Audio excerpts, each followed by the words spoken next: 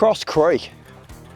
This is a private, curated outdoor museum, and it's derived on everything from about the 1850s to probably mid 1860s. Check this out, man, it's wild.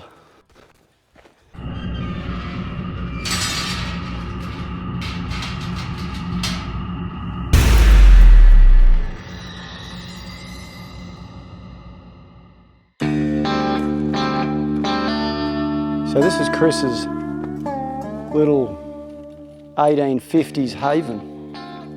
Well, this is the mine over here.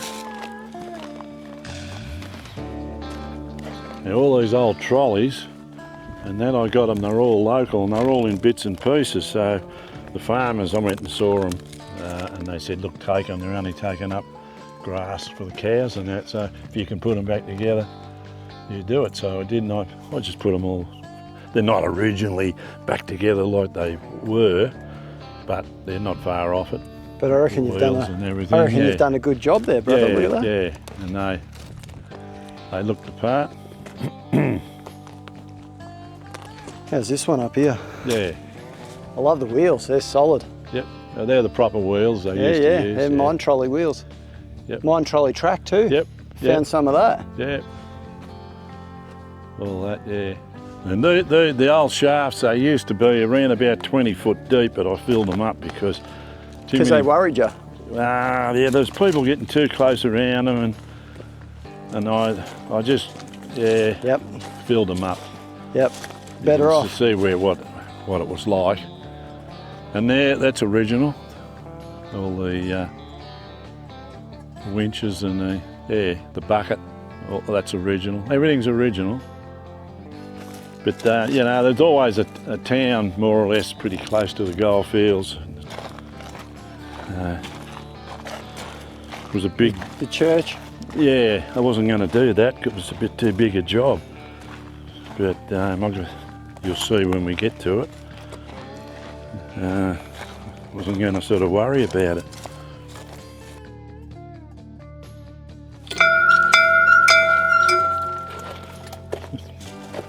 Always get the bell ring. Service going on at the moment. Oi!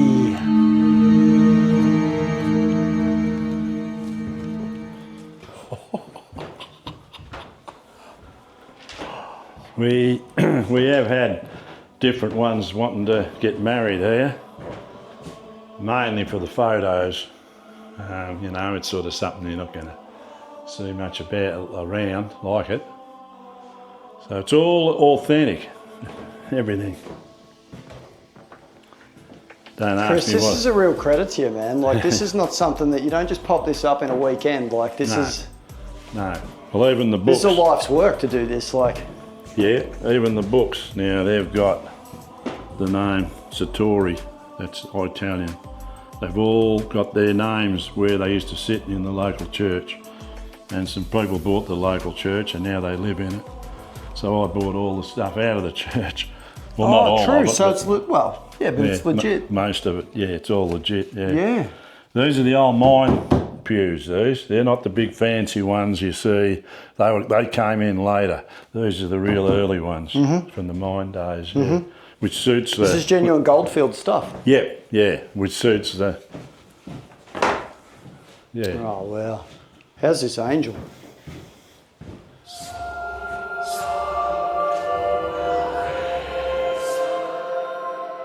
It was going to cost me $2,000, and I thought, Cheryl, like my wife, she said, we'll go up to the mill market, see if we can find one. I said, you won't find one up there. She said, we'll go and have a look. Well, we found that square piece, not the top. And I thought, if we can make the top part, it'll look like the window. So that square piece there, because it had cracks and that in it, was $70. And then we made the top piece. So the whole window ended up costing $110 against over $2,000. Just by a bit of... Just through being a little smart. Yeah. A little creative. Yeah, and mucking around, do it yourself. So... Well, we've got a pretty happy looking audience, I must say. Yeah, they're all definitely. happy. She's an attractive looking woman, no Yeah, doubt. Look at this. I bought Beautiful dress. Yeah, I bought all these. I bought a big heap. I wouldn't be able to do it now because they're too dear. Yeah. But I bought all these in a bulk place from Perth, and they make all these for theme parks and shops and all this sort of thing. Yeah. Right. So Cheryl made a lot of the dresses and everything for them. I had to send to America for an old model one that I needed. We couldn't get one in Australia, so he's over in the other place. Early the 1800s, yeah, everything was rough. So we're heading for Main Street. This is Main Street. Yeah, we've had a few people that have done calendars, and they've stood up there and they've taken a picture of it around the main street. And they've come out really well too, in calendars.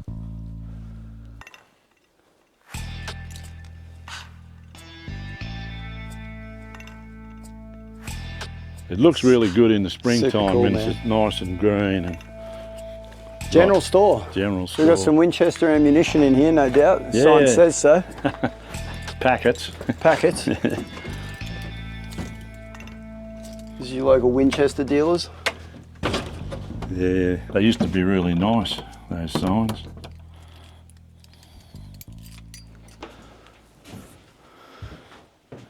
Yeah, the general store. You could buy just about anything. Women's clothes, top hats, normal. Edison phonograph. Yeah, Edison, yeah. They don't play records, they play... Tubes. Tubes, these, yeah. Yeah. Way before. And one thing that I learned is if you try to force them on the wrong way, you will split them.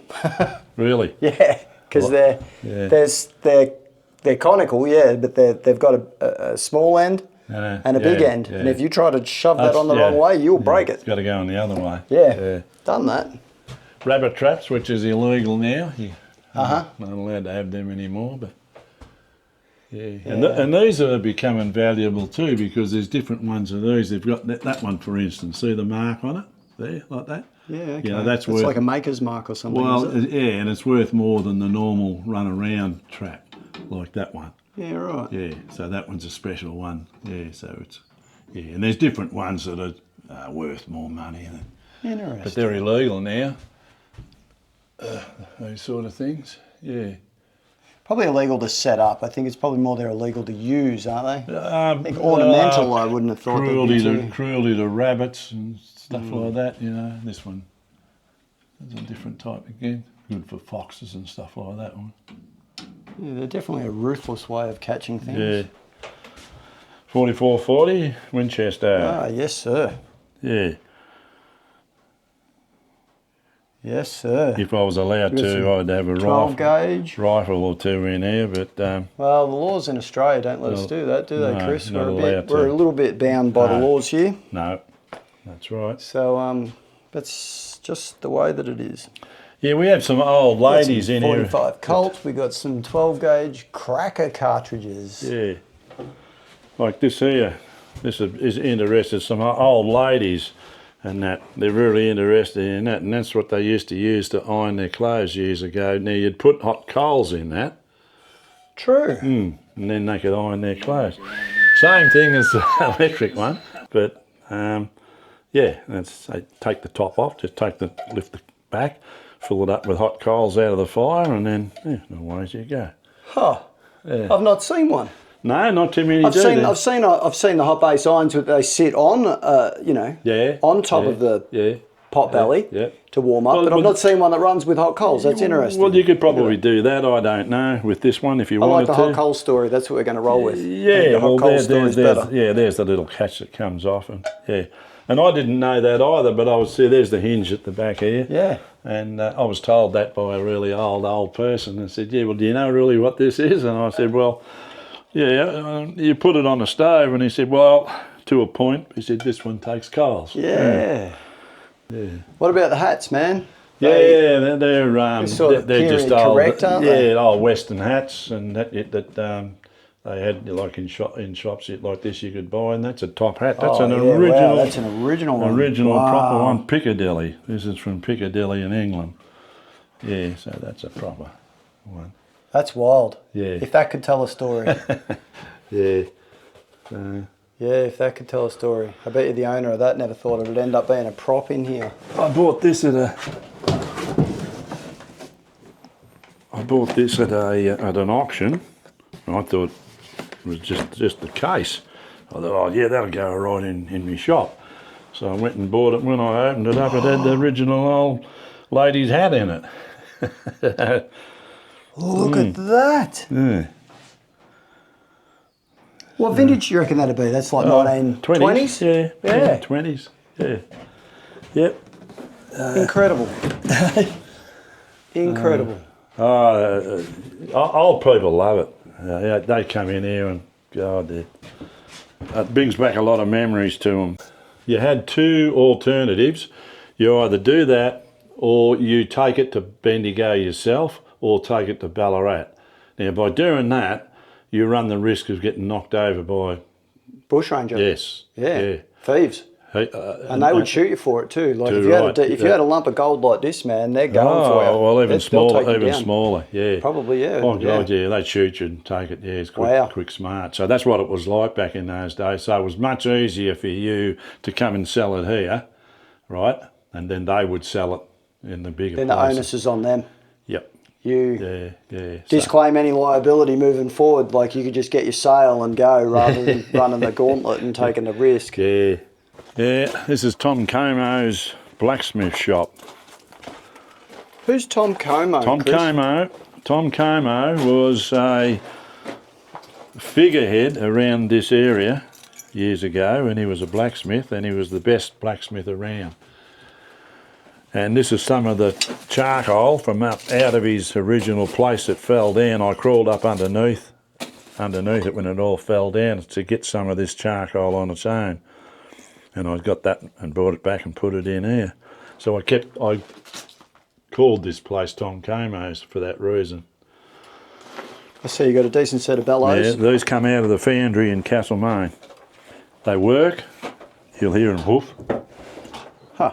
Hear them blowing. Can too. The only problem is she smokes. I've had it going. So I'm going to get my son to put this on it. That's an old... You'll see them in the old houses years ago. I'll get that put down with a plate on it there. It'll take the smoke and everything out of it. Yeah. And when she goes white hot, you pick your steel up with the tongs, put it on the anvil, and you could bend it and do what you want to do with it. A good anvil rings. Hear that? True. If it goes thud or bang or boom like that, it's not much good. No. So that's how you sort of grade the composition of the metal in it maybe, or the forging? Yep, you can tell by that. Yeah, it's got a distinct tingy ring, hasn't it? That particular one there weighs 300 pounds. Wow, what's that in kilos? I don't know. 140 kilos? Fair bit, but very, very heavy to lift. Yeah, no, you and me aren't lifting that. So... Sharpening stone? Yeah, old sharpening stone. Put your axes and that on that and sharpen it. Foot pedal. Oh, foot operated? Yeah. Look at that. Just run your axe on it and away you go. That's a knee vise. Very expensive. All this stuff, very expensive. You know, yeah. True. So, yeah. So that's Tom Como. Como. So the L's silent. Yeah, that's right. The L's silent. So it's Tom Como. Como. He's a bit of an icon of the goldfields, Central Victoria back in the day, it seems. Welcome to Cobb & Co. Cobb & Co. Yes, sir. Now, the stagecoach would pull up out the front, out there. Now that bloke over there, his name is Ed Devine, and he's in the Ballarat Cemetery. He was Cobb & Co.'s top driver. And like a good truck driver today that can actually fix a truck or whatever on the side of the road, he could fix coaches, he could fix the spokes, he could do that, so all those sort of things. That's where most of the drivers and that couldn't, or the coachman, or whatever you want to call them. So he was pretty handy. He was very good. He wasn't just a driver. He was the best. Mechanical minded as well. Yep, and he's buried in the Ballarat Cemetery. Yeah.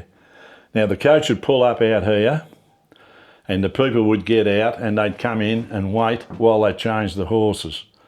And they changed the horses every 20 odd miles. They didn't run the full set of horses from Ballarat to Bendigo. You'd kill the horses, they couldn't do it. So they had stations on the way. Oh. Yeah.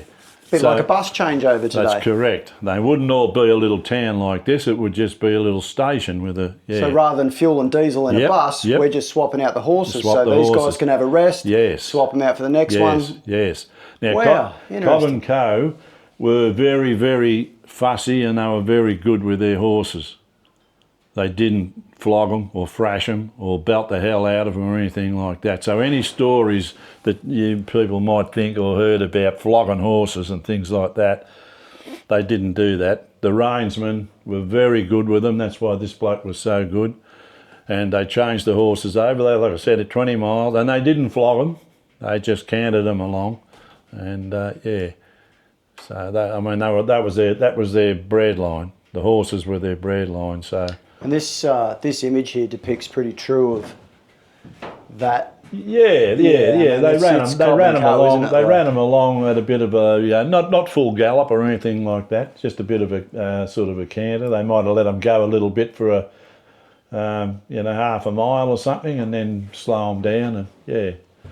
But you'd come in, see this bloke here, he would sell you your tickets to wherever you were going to go, and the people that were staying behind you might have got another couple of people or couple of blokes that would sit here and say, oh, we'll go next door while they're changing the horses over. So when we go next door, you'll see. Yeah, it's very interesting. And the style of roof, what can you tell us about the... Well, the style of roof is probably, that's how it used to be, Hessian. So I made sure that I put Hessian back. So that's how I did it when we made them. Because it gives you the appearance of a ceiling, although it's not a ceiling. It is a woven Hessian. You can actually see straight through it, and you can see the pitch of the roof up through there. Yeah, well, all those holes in the roof, they're not bullet holes, but they're all plugged so she don't leak. Yeah. That's cool, man. So, that is really super cool. So they're as close as what I could possibly get to being original, yeah.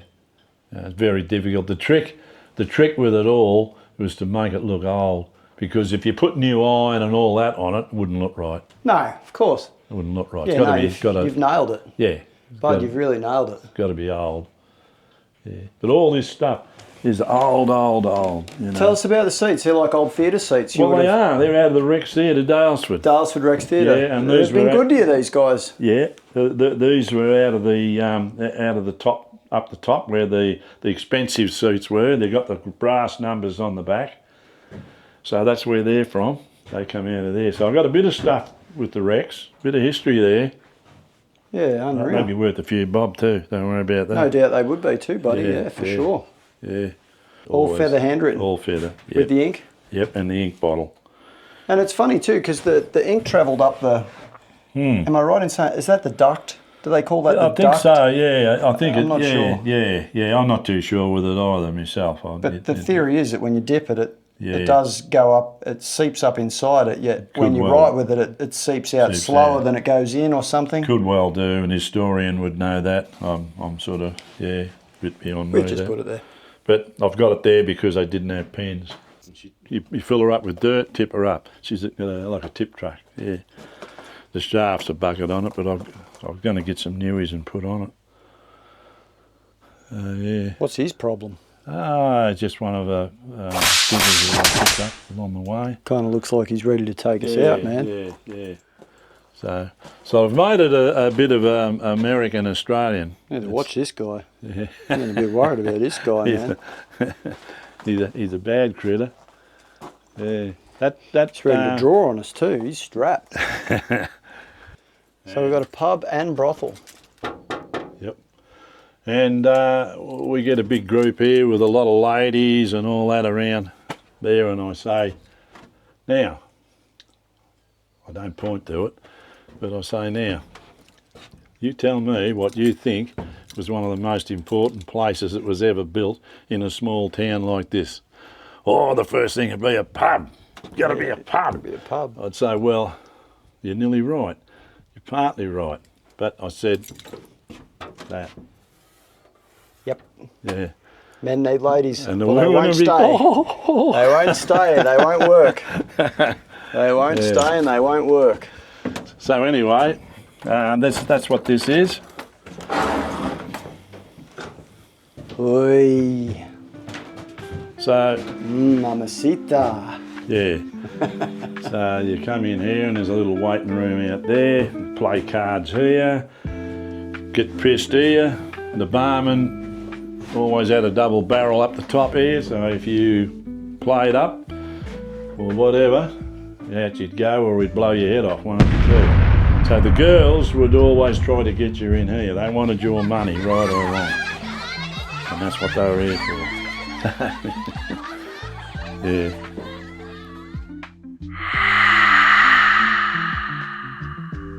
These ones are actually American ones. The Australian ones are pretty rough. Well, they were, geez, the Australian brothels were shocking. But actually, they were dirty. Here in two of them. There was a big 2-story place, and there was another one like this one, very similar to this. Really? Yeah. Yep.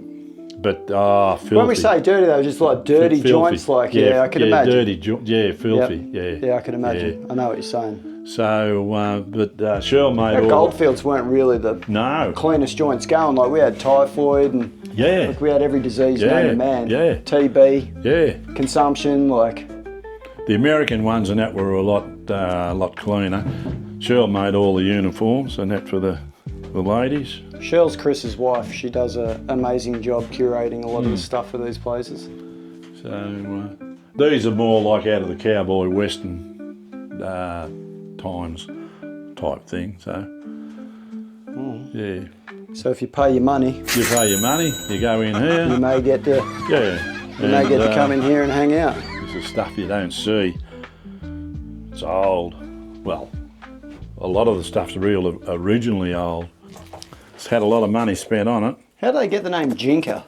I don't know. That's bizarre, don't you agree? Yeah, well, there's different names. Where does that derive from? Buggies, Jinker. Yeah, you got all names for them. I really don't know why they call them like that. But they want cleaning up, look at them. But this very good condition. This one's a small one for a lady's cart. You know what I love on these? I love the steps. See the way the steps, these are like a bronze or a brass or something. Yeah. Got like a brass step. Yep. Yeah. So the ladies could get up and in. Actually, they were brass. That is brass. Yeah. Yeah. These ones are steel. Yeah, they're cast. Those cast. Cast. Yeah. So. Yeah, they're cool, man. The old grain shop. Another big heavy cart in there. And Jeez, that is a big heavy sucker. Look at the tyres on that one. Big steel bands. Steel wheels. Yeah, they're wild. How thick are they? Yeah, what sort of width are they? They're heavy as hell. Geez, they're 20 mil. Yeah. Yeah, they're 20 mil. That's 3/4 inch thick. Yep. Bloody hell. I don't think I've seen them that thick. No. I'm sure it's probably common. Oh, and again, the steps. Yeah. Look at the cast marks in these steps. Yeah. The patterns in them, amazing. Yeah. All forged. It is. This is an old chaff cutter. What is a chaff cutter, Chris? Well, you put your hay, that's the normal hay.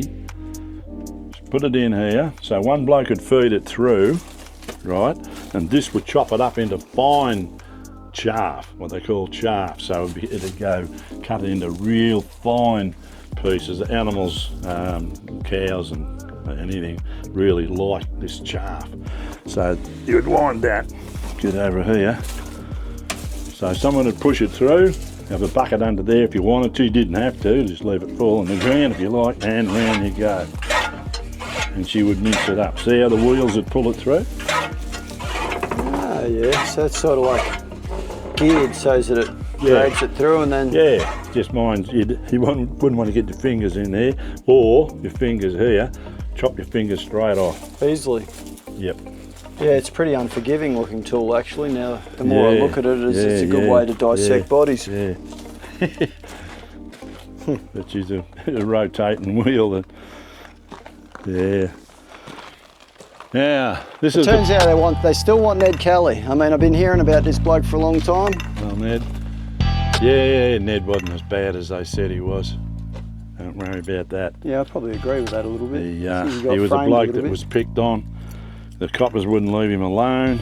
He didn't really, and they caused him to be like he was. He didn't want to shoot he had to shoot the cop because they went after him. Oh, they were storming him. They were storming him with body bags and bullets. Yeah, it was all over. Yeah, it was them or him. A cop that attacked his sister.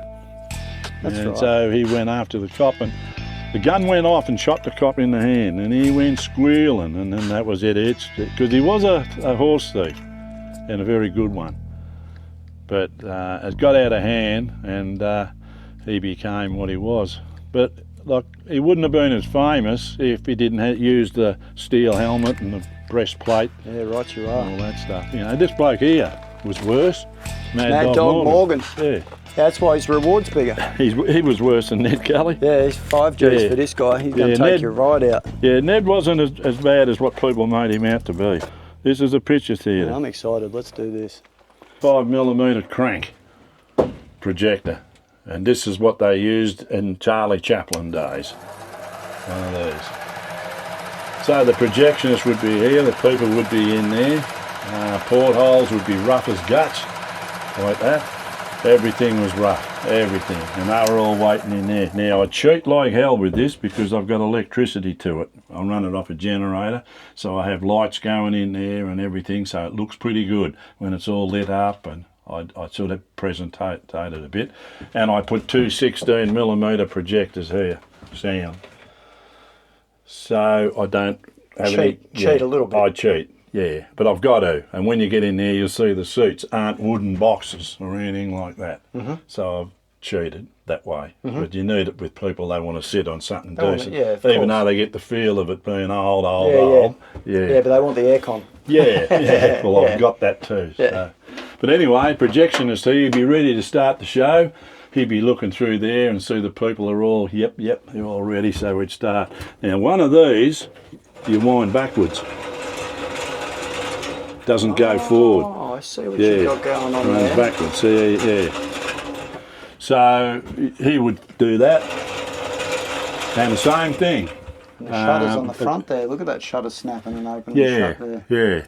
So a bit more, not 20 minutes. You could put a little bit bigger spool on it if you want to. These would last 15 minutes. And he would wind. So that was his job as a projectionist. A silent 35mm. That's, I don't know, a few dollars. Yeah, I've not seen. And then the lamp house on that. What's its light source there? Yeah. Is that like some kind of candle lit, flame lit light source? Or? No. It was electric with Still an electric? old Baker light. This came out. This came out when electricity came out in around the 20s. Oh, where's it? There you go. Old Baker light. Oh, I've changed it. Sorry, it did have a Baker light on it, and I changed it to a rubber one. Yeah. It had an old plastic Baker light. Yep. Yeah. This is the little theatre in here.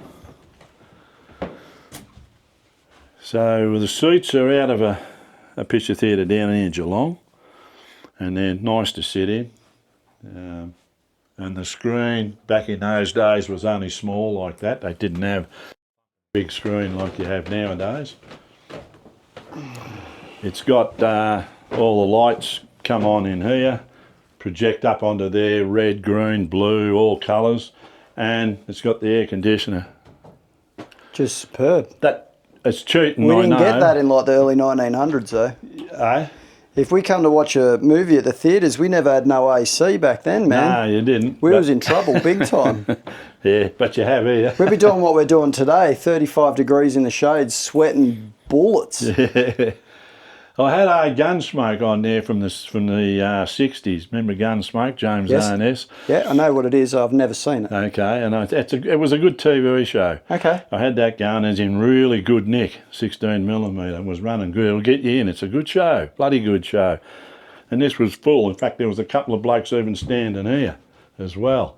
There was a queue out there, and I said, you're going to have to go. I said, because I opened the door, and they said, no one's coming out of here. We're not coming out of here till it's finished. Oh, they loved it? Loved it. Loved it? Loved it, yeah. So, I got to tell you, it's pretty comfy in here. Like, I'm just kicking back in here, and I reckon so I'd stand I could sit in here and watch a few films, no problem. Yeah. No problem. I mean, it's hot today, don't get me wrong, but I mean, I could have no drama sitting in here watching some feature films. If the power's going, and of course, with some AC, we're cheating big time. Yeah. But I'd stand out there, and when I heard people in here clapping, I knew she'd gone all right. Yeah. So you got the final bravo. Well, that's a little bit of reward in it, buddy. Like you know, you put the work in. Yeah, you know, it's and it's all for love too. Like there's no profit here. There's no, you know. It's just because you love doing it. I haven't made anything out of it because it's cost me a lot more than what I've got out of it. Yeah. You know? But I've had things like, I've had the Vietnam vets here from Castlemaine. Yep. So there was 30 of them, and they come from all over the place, 30, like 35 of them. And at the finish, they had a barbecue over there, and I went and I'd vanish. And they'd be having a barbecue, so I'd go over to the shed. I had the Wolf Creek truck was over there. I know where this story's going. I'd go up and I'd get changed into the Wolf Creek gear, and then I'd go and I'd start the truck up, and out I'd come, and I'd go over to them, and I'd get out. And they wouldn't know what the hell was going on. I understand where this is going. So I'd get out and I'd walk up to it, you know.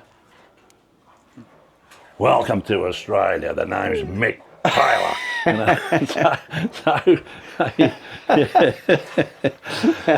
They'd love it. They all hit the walls. Yeah. So it was a bit of fun. Unreal. A bit of fun. Courthouse judge. Roy Boone. Roy Boone. Bean, as in B-E-A-N. That's Bean. it. Roy Bean. So this is Roy Bean. B-E-E-N, I think. Roy Bean, I think it was. This was his courthouse, and that was Roy. I had to send to America for him. Could not get... Order, I say. Order. Him, or could not get a Roy Bean in Australia. No. So when you say that, I'm lost. What do you mean? So old man like that. Oh, in a mannequin. No. I know what you're saying. Okay, so you had to get an old man in a mannequin was a big deal. Couldn't get it. Could not get one. No. I understand. Yeah. So tell us a little bit about Roy Bean. Well, what's his story? Who is he? What's he done? What's his claim? Roy Bean was a judge on the outskirts of Mexico, and I liked him. The simple reason is he didn't fill up jailhouses, and that's his place there. Oh, this is his original place. That's here. the original. This is Roy Bean's place. Yeah, and I modelled this exactly the same. Right. So he would send his deputies out, and they'd bring you in if you'd rustled cattle, or you'd murdered someone, or you'd attacked some women or something like that. He'd bring you in. He'd stand you right here. Wouldn't even let you sit down. Order in my courthouse, I say. And he would try you. And nobody got away from Judge Roy Bean. He would take you out, he'd sentence you to hanging. Order, I say. Out you'd go, and he'd put you in the jail out there, and then he'd hang you and leave you swing for a week. And the townspeople didn't like it because the crows and that were pecking eyes out of the bloke who was hanging there, but he reckoned that's what they deserved. Yep. That's what you get. Roy Bean seems like he was take no shit off nobody. Yeah, you remember John Laws? Yeah. John Laws was a great campaigner Yep. for Judge Roy Bean. Yeah, he always says there should be more judges in Australia, like Judge Roy Bean. It appears to me that Roy Bean over here, my buddy, he don't take no shit off nobody. And Correct, sir. if you end up sitting before this man, there's a good chance he's going to take you out. 100% sure, big chance. you're Yeah, gone. you're going to get what's coming for sure with this boy in charge. Roy Bean. Now this here, you might find that this is sort of familiar, but that's out of the era of the movie Gone with the Wind. Oh, frankly, my dear, I don't give a damn. Exactly. Yes. Yeah, yeah. Yep. I got that in bits and pieces, so I repaired it, restored it. I've got it back pretty well to where it was. Nice. Yeah. It's a nice job. So this is our butcher's shop. Butchers, yeah, McLaren's McLaren. Butchers, yeah. So that's the chopping block there. So he'd have the meat. The storage was those old cool guardies there. They never had freezers and all that sort of thing. But the meat would be hanging up, blowflies all over the bloody place. You'd order what you want, you'd chop it up, weigh it, and then give it to you. You'd pay for it, and the scraps you'd chuck to the dog. And away you'd go with the trail of flies following you. So that was pretty rough. But everyone was happy. I don't know that it would pass some food safety standards of today, brother. Well, that's the jail, and this is the hangman's noose. This is the saddlery. Nice. So all you horse people out there. Yeah, well, horse people love it. That's the Australian stockman's saddle, that one. That's what the stock blokes up the top end mainly use. That's just a normal bloody saddle. This is the American Western saddle, and some of the blokes up the top end use that. They prefer that because it's got the horn on the front of it. They can put the rope around it, sort of thing. But Is that what it's for? Eh? That's what it's for? That's what it's for. Yeah, they'll rope. I just thought it was a handle. I didn't realise that. No. They'll Just rope. me being knowing nothing about it. Yeah. Or when they do rope something, they wrap the rope around it, and the horse will pull back and hold it for them, so they can throw it. Yeah. So that's that. That's what these ones are for. And they're a nice looking saddle. They do. They look superb. They've got all that carving, all that press mark stuff in it. What's that called? It's called something. Oh, I don't know. It's just carving to me. Carving. I don't know. And of course, it dries the bone coats. And you could buy stirrups and buy reins and all that sort of stuff here. And there's a Singer sewing machine. There's a Singer. Yeah, I'll Singer sewing machine. Foot operated. Foot operated, yeah. Yeah, well, people do them up and they put them in their houses. People do them up and put a stone top on them. Yeah, they do. It's quite a thing that they do. Yeah, they're not cheap either. No. So that's the horse saddlery. Where are we at now, Chris? This looks like a bakery. This is the dairy. This is the dairy? This is the dairy. So they bring the milk from over there into here and they tip it into here. So this would separate. That's a bigger one, and this is a smaller one. They would separate the milk from the cream. So the cream would come out there, and the skim milk would come out there. So it was just a matter to fill that up and start winding. Jesus. Once you got it going, pretty well ran itself. I see that. It's got some gearing in it to make that happen. Yeah. So cream out there, skim milk out that side.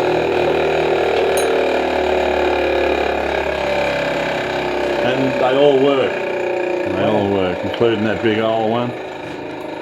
That's a coffee grinding machine, and that is a mincer for mincing up meat. Where's the Dairy Queen? Can I guess? Over there. Yep. Yes, ma'am. Now, every household had one of these, Splendid. which is a butter churner. A butter churner? Yeah, every household had one of those. What's inside it, Chris? Can we paddle. Look? Yeah, it's a paddle. But so how does it work though? Yeah, That's right. yeah. And it whisks it or something, Yep, yeah? yep. And she'd whisk it all up until You it know, I went looked thick. at them being wood and I wondered how they would clean it once the buttery oil sort of went through all the wood. Oh, they would just, back in those days, soap and water, stuff like that, would do it. I could imagine that would be the only thing. This one's a big professional one, and this was a bloke over in Talbot would make these. Over there, so Talbot's just over the road here. So he would make these. These are very hard to get because that's the big professional butter churner. That one. Now there you are. This is all memorabilia. Wolf Creek. I had a lot to do with all the Mad Max blokes. Oh, Mad Max is a big deal, isn't it? It's a big thing. What is this wild-looking thing here? That's a movie prop. Just hang on and I'll show you. That's wild. Yeah. See, Mick loves this. That's rude, isn't it? Yeah, Mick loves that sort of thing. That's a poster they put up when one of my shows I'd been to. That's me at Rochester. So they had them all over the place up there, all over the bloody town, the pubs, everything. And John Jarrett presented me with that in Adelaide for being Mick Taylor. That's George Adams. George Adams he comes here a fair bit. He's the executive producer of Wolf Creek. Okay. The original Wolf Creek. So this place was it was based on the movie The Fastest Gun Alive, and it's called Cross Creek. Out of the movie Fastest Gun Alive.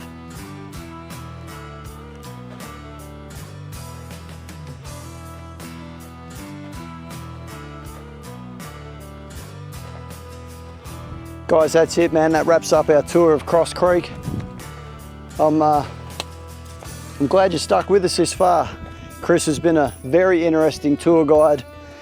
We've been truly humbled to be brought onto this private place and listen to his stories, man. I've had a ball, and it's let me tell you, this place is an amazing little place to visit. It really is a masterpiece, guys. Like, this is one man's envisionment of the old days.